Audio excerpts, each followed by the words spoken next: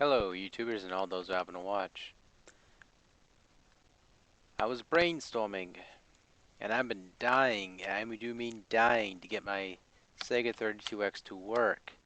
I know it works full well. The only problem is that I was missing an AV that could attach to my TV. That was my only flaw.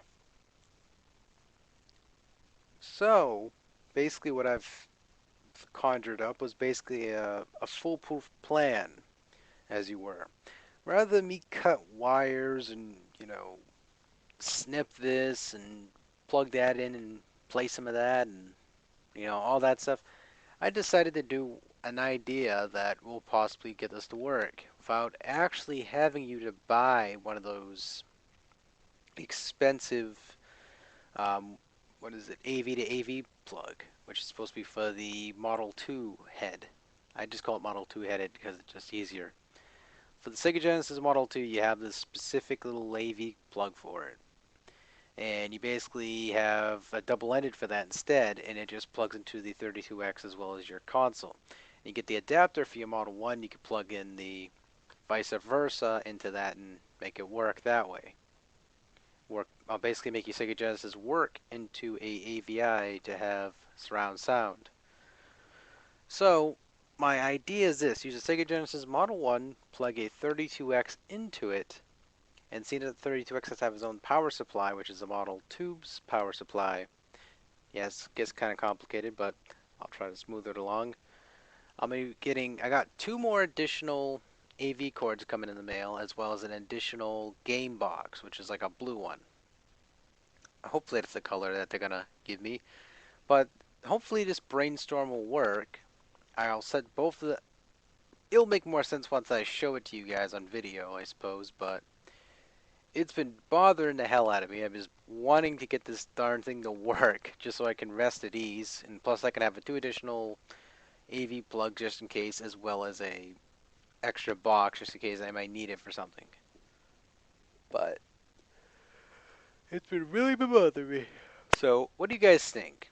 You think this is a good way to potentially connect to Sega 32X so that way it actually shows both sprite layers so I can actually play two games I actually own? Because yes, guys, I do own games, the bloody thing. Only two games. I'm sorry, three games. Because I got the Raw game. But that's about it.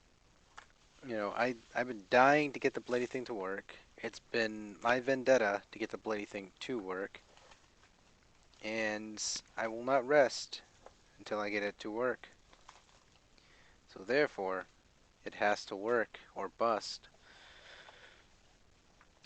And someone asked me if I had this game, and matter of fact, I did, but they didn't want it or anything. They're just asking. But alright, this is probably the only 32X game I actually have that's boxed. And I'm collecting the Sega 32X games because there's actually a lot of games out there that are actually pretty good for this console. Chaotix is not that good, but it deserves a mention, but whatever. This is the game right here. Someone was asking, do you have that game? Because I guess it was their favorite game for the Sega Genesis, and I don't understand, but yeah. But yeah, I guess supposedly this had additional more characters than the previous one, which I don't really think that's true.